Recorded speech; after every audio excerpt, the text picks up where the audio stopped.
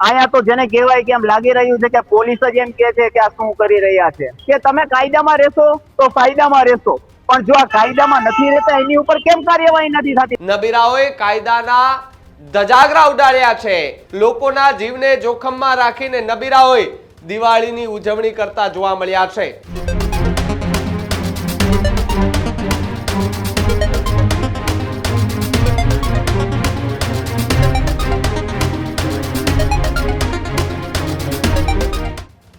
સમાચારોમાં આગળ વાત નવરાત્રી અને દિવાળી આ બંનેમાં જે નબીરાઓ બેફામ બન્યા હતા, વિડીયો સોશિયલ મીડિયા પર વાયરલ થઈ રહ્યા હતા. બાદમાં જે દિવાળી આવી, દિવાળી દરમિયાન પણ નબીરાઓ બેફામ બન્યા હતા. સોશિયલ મીડિયા પર કેટલાય એવા વિડીયો જે છે તે સામે આવ્યા છે, જેમાં જાહેર રસ્તા વચ્ચે એ રીતે ફટાકડા ફોડતા નબીરા દેખાયા કે જાણે એ રસ્તાઓ એમના બાપના હોય. ફટાકડા જેમ તેમ ગમે ત્યાં ફેંકી દેવાના, જો કોઈને કંઈ થાય તો એમની જવાબદારી લેવાના છે. રાજકોટની વાત કરવી છે કે જ્યાં લક્ષ્મીનગરનો જે અંડરબ્રિજ આવેલો છે, નાળો આવેલું છે, ત્યાં કોઈ પણ જાતના ભય વગર, પોલીસના ડર વગર નબીરાઓ એ સુતરી બોમ્બ હાથમાં લઈ એ ગાડી ચાલુ ગાડી હતી હાથમાંથી બહાર ફેંકતા હતા. નબીરાઓએ કાયદાના ધજાગરા ઉડાડ્યા છે. ચાલુ કારમાંથી બોમ્બ સળગાવીને રસ્તા પર ફેંક્યા છે. વિડીયો પણ હાલ એ પોતાના જ એ ઇન્સ્ટાગ્રામ એકાઉન્ટ પર મૂક્યો છે. લક્ષ્મીનગર અંડરબ્રિજ પાસેનો આ વિડીયો જે છે તે સામે આવ્યો છે. લોકોના જીવને જોખમમાં રાખીને નબીરાઓએ દિવાળીની ઉજવણી કરતા જોવા મળ્યા છે. શું રાજકોટમાં હવે આ નબીરાઓને કાયદાનો કે પોલીસનો ડર નથી રહ્યો? સૌથી મોટા સવાલો અને ન્યૂઝરૂમના સળગતા સવાલો. શું રાજકોટમાં નબીરાઓને કાયદાનો કોઈ ડર નથી? આ સવાલ જે છે તે સૌથી મોટો જે છે તે ઊભો થઈ રહ્યો છે. દિવાળીની ઉજવણીના નામે એ જીવ જોખમમાં મુકાય તો પોલીસ સામે પણ સવાલો ઊભા થાય. પોલીસનો ડર કેમ નથી રહ્યો? બેફામ રીતે ગાડીઓ હંકારવી, બેફામ રીતે આ પ્રકારે એ ફટાકડા જાહેર રસ્તા વચ્ચે નાખવા, ફોડવા. રાજકોટમાં કાયદાઓનો ડર એ હોવો જોઈએ, પરંતુ એક પ્રકારે આ ડર દેખાયો નથી. ચાલુ ગાડીએ તમે જુઓ, આપણા વિડીયો દેખાતો હશે બાજુમાં, તમે જુઓ કે એની અંદર કેમ આ મોજથી ને કોઈ કહેવા વાળું નહીં, અને જાહેરમાં સૂતળી બોમ્બ એ હાથમાં પેલા તો સળગાવે, થોડીક વાર રાખે હાથમાં, અને પછી ગાડીની ઉપરથી હાથ કાઢી અને જાહેર રસ્તા વચ્ચે ફટાકડો જે છે તે ફેંકી દે છે. જુઓ તમે કેવી રીતે એની કરતૂત, તમે જુઓ કેવી રીતે કરે છે. આ ચાલુ ગાડીએથી બહાર ફટાકડો ફેંક્યો. હવે તમે કદાચ એક વિચાર કરો તો બાજુમાંથી કોઈ પણ વ્યક્તિ ગાડી, નાનો માણસ ગાડી લઈને પસાર થયો હોય, સાયકલ લઈને અથવા ચાલીને જતો પસાર થયો હોય, અને એમની નજીક આ ફટાકડો ફૂટે તો એમના શું હાલ થાય? શું હાલ થાય એ કદાચ આ નબીરાઓને નહીં ખબર હોય, કારણ કે એમને એ વાતનો એ અહેસાસ નહીં થાય. જો કદાચ એ જ ફટાકડો એની ગાડીમાં ફૂટ્યો હોત ને તો આ નબીરાઓને ખબર પડત કે કેવી દશા ને કેવા મોઢા કાળા થઈ જાય.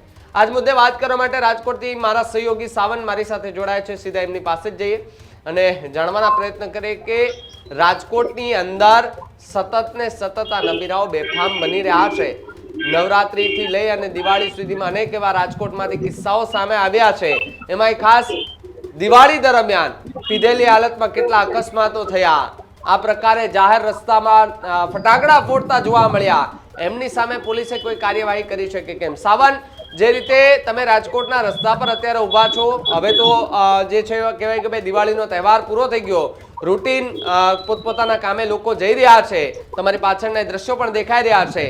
નવરાત્રી દરમિયાનની જે ઘટનાઓ બની છે તેને લઈને પોલીસે કોઈ કાર્યવાહીની શરૂઆત કરી છે કે કેમ? કારણ કે વિડીયો અત્યારે સોશિયલ મીડિયા પર વાયરલ થયો છે.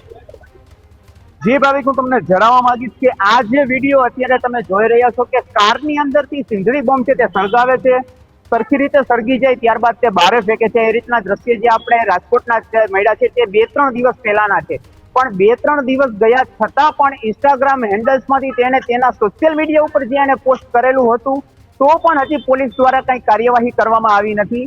એમાં તમને દેખાય છે કે જે રીતે બોમ્બ બહાર ફેંકે છે એની જગ્યાએ જો કોઈ રાહદારી છે તે એના બાળક સાથે જો પાછળ આવતું હોય અને આવડો મોટો બોમ્બનો ધડાકો થાય એટલે સામાન્ય વસ્તુ છે કે આપણા જેવા જે પુખ્ત વયના લોકો હોય છે તે પણ ડરી જાય છે. ત્યારે બાળક હોય અને જો કઈ અનિચ્છનીય ઘટના ઘટે તો આનું જવાબદાર કોણ? મહત્વની વસ્તુ તો એ છે ભાવિક કે દિવાળીનો દિવસ હોય અને પોલીસ પેટ્રોલિંગ છે તે નથી દેખાઈ રહ્યું, કેમ કે આવા નબીરાઓ જે છે તે આવી રીતના બોમ્બ ફેંકતા હોય, બેફામ રીતે ગાડીઓ હંકારતા હોય, દારૂ પીને ઝઘડા થતા હોય. રાજકોટના ઝઘડાના પણ અનેક કિસ્સાઓ સામે આવ્યા છે. ત્યારે પોલીસ પેટ્રોલિંગ ક્યાં છે, મોટો પ્રશ્ન એ ઉભો થાય છે.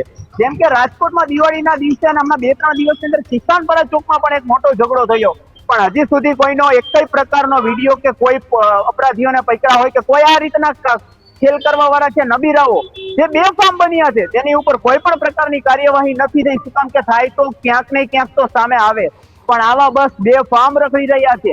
પોલીસ પેટ્રોલિંગના નામે તો જીરો જ લાગી રહ્યું છે. અને પ્લસમાં બીજી વાત કહેવા માંગીશ કે કાળી ચૌદસે દિવાળીના દિવસે જે 2 મર્ડર થયા છે, ટોટલ 4 છે. કાળી ચૌદસના દિવસે 3 મર્ડર અને પછીના દિવસે એક આપણે સાંઢિયા પુલ હોસ્પિટલ ચોકની પાછળ જે છે જામનગર રોડ પાસે છે તે એક મર્ડર થયું હતું. ટોટલ 4 મર્ડર થયા છે. પણ આ 4 મર્ડર થયા છતાં પણ પોલીસ પેટ્રોલિંગનો અભાવ હોય તેવું લાગી રહ્યું છે. કેમ કે આ રીતે જો પોલીસ પેટ્રોલિંગ અને જો પોલીસ વાળા કડક થયા હોત તો આ રીતના નબીરાઓની હિંમત ન હોત કે આવું કરે. આમાં તો ક્યાંક એવું લાગી રહ્યું છે કે પોલીસ ધ્યાન જ નથી દેતી. શું કામ કે એક કરે અને એકને જો મારવામાં આવે ને એને ઢોર મારીને એક પર બેસાડી દે ને એને સજા આપે તો આવી રીતના આ બીજી વાર ન કરે. બીજા નબીરાઓ કરતા પેલા વિચારે.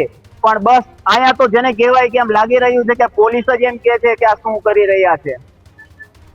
સાવન, જે રીતે કેટલી ઘટનાઓ દિવાળી અંદર બની ગઈ છે અને રાજકોટમાંથી કેટલા સમાચારો પણ સામે આવ્યા છે. પોલીસ વાત કરે કે પેટ્રોલિંગ અમે કરીએ છીએ, અમે કાયદાના રક્ષક છીએ, અમે લોકોને સમજાવવાના પ્રયત્ન કરીએ છીએ અને જો કોઈ કાયદાનું પાલન નથી કરતું તો અમે સખત કાર્યવાહી, કડક શબ્દોમાં એના શબ્દો હતા રાજકોટમાંથી કે અમે કરીશું અને આ લોકોને ચેતવણી પણ આપી. ચેતવણી આપ્યા બાદ પણ આ લોકોને પોલીસનો જરાય ડર નથી રહ્યો. તો પછી પોલીસ જે કામગીરી કરે છે તેનોય ડર તો આ લોકોને નહીં હોય. 100% ભાવિક, જેવું કે આમ જોઈ રહ્યા છે કે અનેક આવા કિસ્સાઓ આ સારા તહેવારોની અંદર બની રહ્યા છે. મારામારીના છે અને છરી લઈને નીકળવું એ તો એક સામાન્ય વસ્તુ થઈ ગઈ છે. છરી, ધોકા, પાઇપ લઈને નીકળવું અને લોકોને મારવા એ તો એક રમત વાત છે કે બસ ખાલી સ્કૂટર અડે કે સામે જુઓ તો પણ અત્યારે રાજકોટમાં લુખ્ખા તત્વો એટલા બેફામ બન્યા છે કે તેમાં પણ મારી રહ્યા છે. રાજકોટ સિવિલ હોસ્પિટલની અંદર આ દિવાળીથી આજ દિવસ 3 થી 4 દિવસની અંદર મારામારીના 50 થી વધુ કેસ નોંધાણા છે. જેમ કે એમાં એમએલસી કરતા હોય, એમએલસી દરમિયાન આવા કેસો અનેક સામે આવ્યા છે કે છરી લઈને મારવું, એકબીજાને ધોકા વડે મારવા, સીસીટીવી, ઘણી જ બધી વસ્તુઓ જે છે તે પ્રકાશિત થઈ છે અને લોકો સામે આવી છે. પણ હવે એ સવાલ ઉભો થાય છે કે આવા લોકોને ક્યારે ડામવામાં આવશે, ક્યારે એને બેસાડવામાં આવશે, ક્યારે સબક શીખવવામાં આવશે. આમાં તો એવું લાગી રહ્યું છે કે પોલીસ જ છાવરી રહી હોય આવા લોકોને, પોલીસ દ્વારા જેને કંઈક કરવામાં નથી આવી રહ્યું. ત્યારે આ પ્રશ્ન ઉભો થાય છે ને ભાવિક. કેમ કે એકવાર જો આવા લોકોને પકડીને બેસાડી દેવામાં આવે ને 2 જણાને મોટાને મારે એટલે બાકીનાની હિંમત નથી કે કોઈ આવી રીતના આગળ વધે. પણ આમાં તો એવું લાગી રહ્યું છે કે કાંઈ બસ તંત્ર એની રીતે સુઈ રહ્યું છે. ખાલી આ બધું જે બોલવાનું છે કે તમે કાયદામાં રહેશો તો ફાયદામાં રહેશો, પણ જો આ કાયદામાં નથી રહેતા એની ઉપર કેમ કાર્યવાહી નથી થતી? મોટો પ્રશ્ન એ ઉભો થાય છે. કાયદામાં રહેશો તો ફાયદામાં રહેશો હર્ષ સંઘવી સાહેબ કે છે, ત્યારે આવા લોકોને કેમ અત્યારે પકડવામાં નથી આવતા? રાજકોટનું તંત્ર ક્યાં સૂતું છે? મહત્વનો પ્રશ્ન એ છે ભાવિક. જી જી સાવન, ખૂબ ખૂબ આભાર જોડાવા બદલ અને માહિતી બદલ. તો જે રીતે રાજકોટની અંદરથી એક વિડીયો જે સોશિયલ મીડિયા પર વાયરલ થયો અને જેની અંદર એ નબીરાઓ બેફામ બન્યા છે, ચાલુ ગાડીએ ફટાકડા અંદર સળગાવી અને બહાર રોડ પર ફેંકતા નબીરાઓ નજરે પડ્યા છે અને આવા નબીરાઓ સામે કાર્યવાહી કરવી ખૂબ જરૂરી છે. કારણ કે એમને તો એમને પોતાની જીવની નથી પડી, પરંતુ બાજુમાંથી નીકળતા રાહદારીઓના જીવની પણ એમને નથી પડી. એમનું જીવનું જોખમ એમને નથી, પરંતુ બીજાના જીવ એને જોખમમાં નાખવા ખૂબ ગમે છે. તો પછી એમને એ કાયદાનું ભાન કરાવવું પણ ખૂબ જરૂરી છે. રાજકોટના પોલીસ કમિશનરને પણ અપીલ છે કે આ પ્રકારના વિડીયો જે વાયરલ થયા છે ને હજુ પણ એ પોતાના સોશિયલ મીડિયા એકાઉન્ટ પર એમનો વિડીયો પોસ્ટ જ છે અને તમારે ગોતવા હોય આવા લોકોને તો 1 મિનિટમાં તમને મળી જતા હોય છે. તો આવા લોકો જેટલા હતા એ બધાને ગોતીને કાયદાનું પાલનને ભાન કરાવો, જેથી કરીને ખબર પડે કે ભાઈ આ રસ્તાઓ જે છે તે કોઈના બાપના નથી. ગાડી ભલે તમારા બાપની હોય કે તમે આ ફટાકડા જે રસ્તા ઉપર ફેંકો છો કોઈની જાગીર નથી અને કોઈને કંઈ થશે તો પછી એમના જવાબદાર એ તમે હશો. જવાબદારી તમારે લેવી પડશે. એટલે એટલી તૈયારી રાખજો કે કદાચ એ કાયદાનું જો ભાન કરાવવાનો ટાઈમ આવશે ને પોલીસ કદાચ કરાવશે. મને લાગે છે કે કદાચ હવે પોલીસ આ મીડિયાના બધા જે સવાલો મીડિયા કરી રહી છે તેને કદાચ હવે પોલીસ જાગશે. થોડા આ દિવાળીનો પાવન પર્વ પૂરો થયો છે અને થોડો થાક ઉતારીને પછી જાગશે. એટલે મને કદાચ એવું લાગે છે અને પોલીસની જે કામગીરી જે છે એ હવે થવાની છે અને આ લોકોને પકડીને એમને કાયદાનું પાલન જે છે તે પણ કરાવવું ખૂબ જરૂરી છે. Healthy life is very important, पर टेस्टी लाइफ भी तो जरूरी है ना बॉस.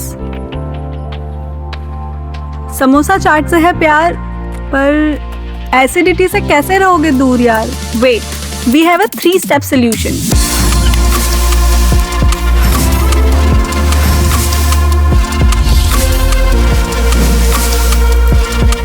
विट्रिशियन ओरल स्ट्रिप, क्योंकि टेस्टी लाइफ भी तो जरूरी है ना बॉस.